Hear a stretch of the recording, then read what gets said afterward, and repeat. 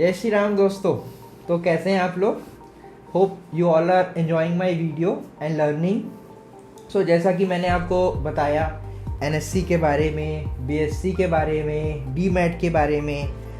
NSC क्या होता है कि कहाँ से हम लोग खरीदें, है ना, एंड डीमैट हम कैसे खरीदें उस शेयर को, उस डिवेंचर्स को बता दिया मैंने आपको। अब हम लोग आते हैं हम खरीदें कैसे। अब इसके बाद हम लोग कभी भी डीमार्ट जाते हैं, रिलायंस ट्रेंड जाते हैं, रिलायंस डिजिटल जाते हैं, हम सबसे पहले क्या करते हैं, देखते हैं अरे ये शुभम की मार्ट में अच्छा मिल रहा है, नहीं ये डी मार्ट में अच्छा मिल रहा है, नहीं ये विशाल मेगा मार्ट में अच्छा मिल रहा है। हम लोग क्या करते हैं, एनालिसिस करते हैं ना कि यहाँ by one get one free है, मामा अर्थ का 500 का शैम्पू यहाँ 250 में मिल रहा है, तो हम लोग एनालिसिस करते हैं। तो वैसे ही सेम चीज़ होता है स्टॉक मार्केट में। ऐसा नहीं होता ना कि कोई भी स्टॉक मामा चाचा पापा बता दिए फिर हम लोग खरीद लें, नहीं। इसके लिए हम लोग करते हैं प्रॉपर रिसर्च भी नहीं बोल सकते, एनालिसिस करते हैं, रिसर्च एंड एनालिसिस। तो एनालिसिस में हमारे पास दो टाइप की एनालिसिस होती है, one is technical analysis and one is fundamental analysis. तो हम दोनों इसके बाद हम इस दोनों चीज़ को अच्छे से समझते हैं, what is technical, what is fundamental. एक नॉर्मल वर्ड पे टेक्निकली साउंड जो चीज़ करेंगे उसको टेक्निकली में आ जाएगा। फंडामेंटल मतलब क्या होगा, शॉर्ट में बता रहा हूँ अभी, फिर आपको अच्छे से पूरा बताऊंगा। फंडामेंटल में होगा मतलब कंपनी के बारे में पढ़ के लिख के उसको बोलेंगे हम लोग फंडामेंटल। एंड टेक्निकल, ये दो चीज़ के बेसिस पे ही हम लोग स्टॉक में इन्वेस्ट करते हैं। वो टिप प्रोवाइडर, किसी ने पापा ने बता दिया, किसी के चाचा ने बता दिया, ये वाला प्लीज़ आप लोग बंद करिए और खुद से टेक्निकल एंड फंडामेंटल, ये दो जो चीज़ मैं बता रहा हूँ इसके आगे उस पर थोड़ा ध्यान दीजिए, ठीक है। तो what is a technical analysis? Technical analysis एक शॉर्ट एंड सिंपल आंसर है टेक्निकल एनालिसिस का। हिस्ट्री रिपीट इटसेल्फ, ये टेक्निकल बोलता है। एग्जांपल ले लेते हैं, डी मार्ट में आप कभी भी जाओगे, आपको जो कोल्ड ड्रिंक की बोतल है गर्मी के समय में 2 लीटर या 1.7 लीटर जो भी वो आती होगी, वो आपको 60 रुपये, 50 रुपये, 55 रुपये में ही मिलती है, आपको सबको पता है। सो क्या है, ये टेक्निकल एनालिसिस है। हिस्ट्री रिपीट इटसेल्फ, है ना। तो अब हम लोग आ जाते हैं वापस मार्केट में। अब आते हैं स्टॉक मार्केट के टेक्निकल एनालिसिस के बारे में। टेक्निकल एनालिसिस के जो पॉइंट्स होते हैं आपको मैं बता दे रहा हूँ, फिर आपको धीरे धीरे उस पॉइंट का एक छोटा सा डेमो दूंगा। बस एक डेमो के आपको पता चल जाए कि ये कहाँ कौन से गाँव का है ये शब्द, तो और उसके बाद फिर आपको उसकी पूरी जन्म कुंडली, आपको सबको एक प्रॉपर प्लेलिस्ट बनाऊंगा, उस पर आप धीरे धीरे आप देखते रहिए, आपको पूरी चीज़ बताऊंगा। सबसे पहला आता है कैंडलस्टिक चार्ट पैटर्न, ठीक है। उसके बाद आता है ट्रेंड आइडेंटिफिकेशन, फिर आता है कैंडलस्टिक पैटर्न, फिर आता है सपोर्ट एंड रेजिस्टेंस, फिर आता है ट्रेंड आइडेंटिफिकेशन, फिर आता है ब्रेकआउट एंड ब्रेकडाउन। चलो अब हम लोग देखते हैं कैंडलस्टिक चार्ट पैटर्न्स क्या होता है। कैंडलस्टिक चार्ट पैटर्न होता है जो नॉर्मल एक कैंडल बनती है, ठीक है। उस कैंडल को हम लोग एक साथ जोड़ते हैं, एक कैंडल, दो कैंडल, तो उस कैंडल का एक अलग एक पैटर्न बनता है। जैसे आप लोग अभी कोई भी देखा होगा चार्ट्स वगैरह, तो उसमें देखोगे कि एक रेड और एक ग्रीन कलर की एक कैंडल बनती है। नहीं, वो बस एक रेड और ग्रीन कलर नहीं है। आप लोगों किसी का देखा होगा, कोई एक मोटी बनी है, कोई एक पतली बनी है, कोई एकदम छोटी सी बनी है। एक सारे कैंडल्स के अलग अलग नाम है। There are more than 100 types of candle and 100 patterns of candles. हम लोग को इतने पे फोकस नहीं करना है। मैं तो आपको पढ़ाने को 100 टाइप्स के ऊपर पढ़ा दूँ कैंडल्स, बट मैं आपको पढ़ाऊंगा नहीं, उस कैंडल के बारे में बताऊंगा, ताकि वो आप कैंडल्स को अच्छे से आप खुद ही आइडेंटिफाई कर लो कि हाँ यहाँ सेलर्स ज़्यादा एक्टिव है, सेलर्स एग्रेसिवली पार्ट ले रहे हैं, या बायर्स ज़्यादा एग्रेसिवली पार्ट ले रहे हैं, है ना। तो एक ये हो गया कैंडलस्टिक पैटर्न। फिर आता है चार्ट पैटर्न्स। एक चार्ट में भी पैटर्न्स बनते हैं, ठीक है। आप लोगों ने शायद देखा होगा rectangle pattern, flag and pole pattern, ये सब एक चार्ट में आप ड्रॉ करेंगे तो आपको नेकेड आई से तो अभी आपको बिल्कुल नहीं दिख रहा होगा। जब मैंने भी स्टार्ट किया था, और या जो भी पहले स्टार्ट करता है उसको वो नहीं दिखता, जो चार्ट पैटर्न्स होते हैं वो उनको नहीं दिखता, वो आपको टाइम के साथ, प्रैक्टिस के साथ ही आपको दिखेगी। तो वो चीज़ हम सारा एक अलग से जैसे मैंने सारा कंटेंट उसको रेडी पूरा करेंगे, ठीक है। उसके बाद हम आते हैं फिर ट्रेंड आइडेंटिफिकेशन। अब आप बोलोगे ट्रेंड आइडेंटिफिकेशन ये क्या है? नॉर्मल एक ट्रेंड होता है मार्केट का। मार्केट हमेशा 3 ट्रेंड पे रहता है, एक होता है अप ट्रेंड, एक होता है डाउन ट्रेंड और एक होता है कंसोलिडेशन जोन। अप ट्रेंड मतलब समझ में आ गया, ऊपर ही जाएगा, ऊपर ही ऊपर जाते जा रहा है, जाते जाता है। एज अ सेम एग्जांपल आप लोगे तो 2020 में जब कोविड आया था, क्रैश आया था, उसके बाद से मार्केट वन फ्लो में ऊपर गया था। मतलब एक नॉर्मल सा पुल बैक भी कुछ नहीं लिया, नॉर्मल बिल्कुल आप सुबह उठो, ट्रेड लो और सो जाओ, आप ऊपर ही जा रहे थे। तो ये आता है अप ट्रेंड में। अब आते हैं डाउन ट्रेंड में, कोविड के जस्ट पहले। हाँ, डाउन ट्रेंड में क्या होता है कि डाउन ट्रेंड में एक मार्केट सांस भी नहीं लेता और बस नीचे जाते रहता है। 2008 का क्रैश, 2020 के जस्ट पहले का क्रैश, मतलब लॉकडाउन के पहले का क्रैश। इसमें बहुत गंदा डाउन ट्रेंड चला था। डाउन ट्रेंड में मार्केट आपको फेंकता ही, आप बोलोगे कि डाउन ट्रेंड में मैं चढ़ जाऊं और मैं सेल करके कमा लूँ, तो ये थोड़ा सा टेक्निकली साउंड नहीं हो पाएगा, कि ये पॉसिबल नहीं है टेक्निकली। हाँ, कोई होता भी है, बट एकदम एक एज अ न्यू ट्रेडर ये पॉसिबल नहीं है ना। अब आते हैं ब्रेकआउट एंड ब्रेकडाउन पे। ब्रेकआउट क्या होता है? ब्रेकआउट मतलब एक सर्टेन लेवल पे एक निफ्टी का आपका है रेजिस्टेंस। फॉर एग्जांपल 17,000 का रेजिस्टेंस अगर निफ्टी ने तोड़ा तो हम लोग उसको बोलेंगे कि निफ्टी ने ब्रेकआउट किया। निफ्टी ने, स्टॉक्स ने, कोई भी एग्जांपल आप ले लो, एक लेवल पे घूम रहा है, मतलब एग्जांपल आप कोई 1000 के अंदर वाला स्टॉक लोगे, एक्सेस, ICICI, तो वो 700, 800, 750। तो जैसे ही वो एक उसका एक बन गया है सपोर्ट एंड रेजिस्टेंस, जो रेजिस्टेंस उसका लेवल उसको तोड़ेगा, तो हम लोग उसको बोलेंगे कि इसने ब्रेकआउट किया। सेम चीज़ आते हैं ब्रेक डाउन पे। अब ब्रेक डाउन आपको समझ में आ गया होगा डाउन नाम से। ब्रेक डाउन मतलब निफ्टी चल रहा है सर्टेन लेवल पे 15,000 पे चल रहा है, 15,200, 15,300, फिर आता है 14,800, 14,500। तो क्या हो गया, नीचे एक सपोर्ट बना लिया, 14,500 जा रहा है, फिर नीचे जा रहा है। तो वो जैसे ही वो 14,500 को निफ्टी तोड़ता है तो हम लोग उसको बोलेंगे ब्रेक डाउन।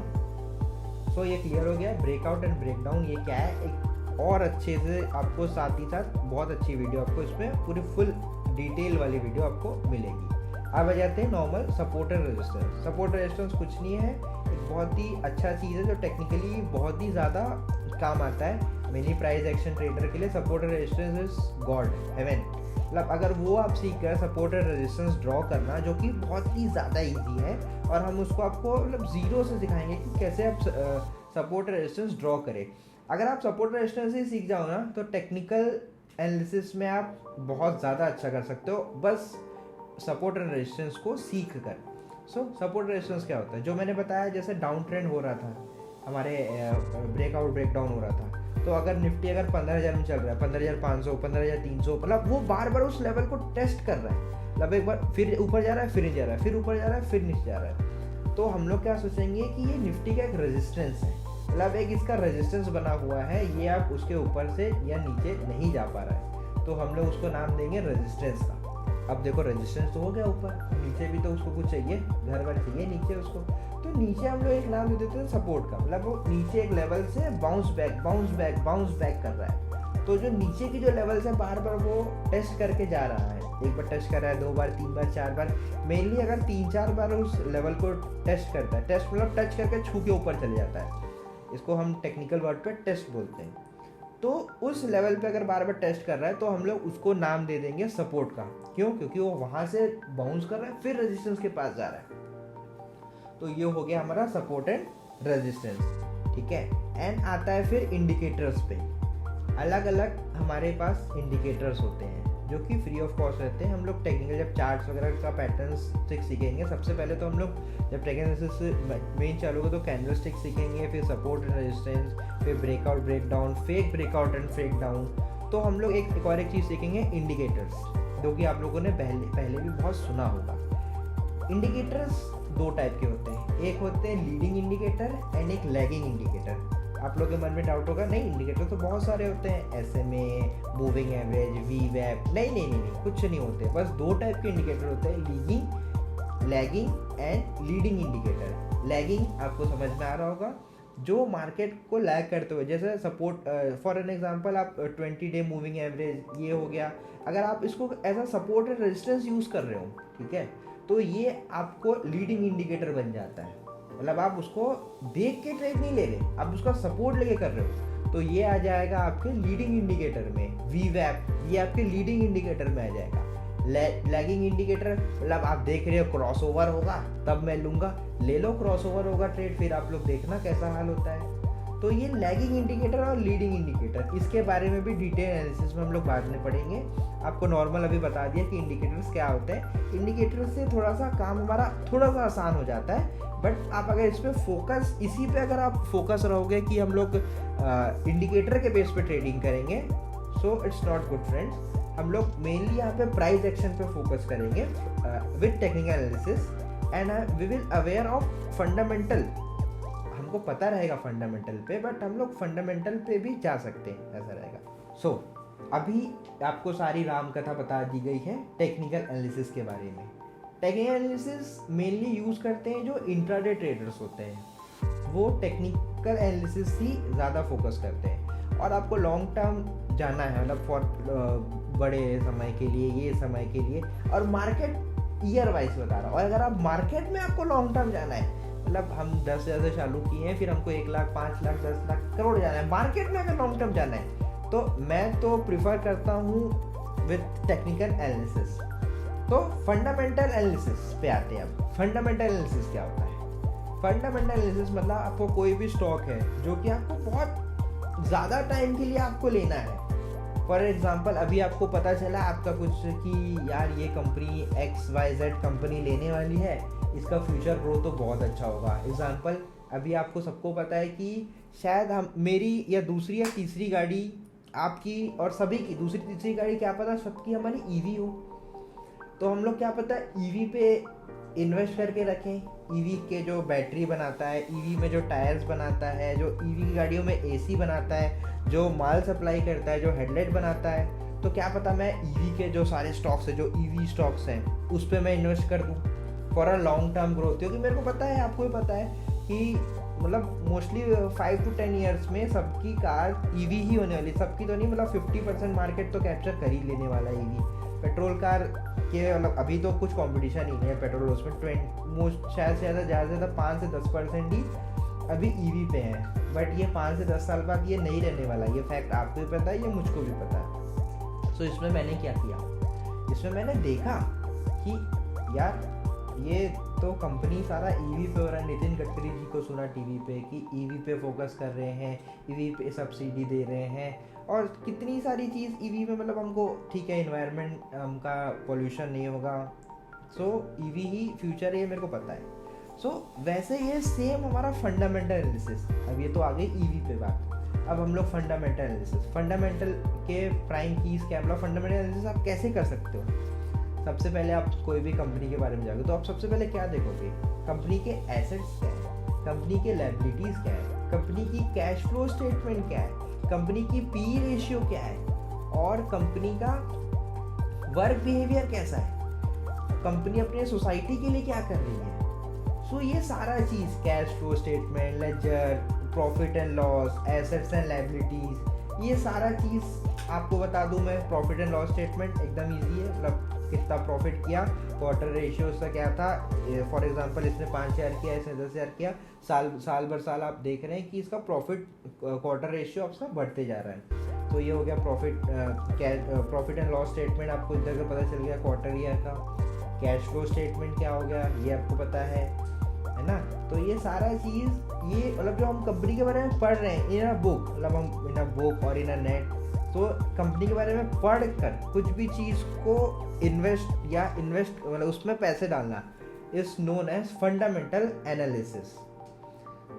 सो ये हो गया टेक्निकल एंड फंडामेंटल। और आपको इसमें जो भी अगर आपको लग रहा है कि इसमें और भी कुछ वीडियो चाहिए, मतलब इसमें और भी कुछ भी डाउट है, सो प्लीज़ डू कमेंट। मैं सारा वैसे टेक्निकल तो अपने हिसाब से मैं धीरे धीरे सारा जो टेक्निकल आपको जो नॉर्मल सारी चीज़ें बताया वो तो मैं आपको लाऊंगा ही वापस, साथ ही साथ मैं सारी वीडियो और लेते जाऊंगा। और जो भी आपको डाउट है, जैसे कि मैंने बताया कि टेक्निकल एनालिसिस के कैंडलस्टिक पैटर्न जो मेन है, कैंडलस्टिक पैटर्न जो मेरे को मेन लगता है, मतलब जैसे मैं अपने ट्रेड एग्जीक्यूट करता हूँ वो है कैंडलस्टिक पैटर्न, सपोर्ट रेजिस्टेंस, उसके सारी वीडियोस लाऊंगा। और अगर आपको लगे कि कुछ नहीं मेरे को इसका भी जाना है तो डू कमेंट, एंड हम बहुत जल्दी मिलते हैं नेक्स्ट वीडियो के साथ। धमाकेदार वीडियो रहेगी। Please do comment, like, subscribe trader in black. Thank you.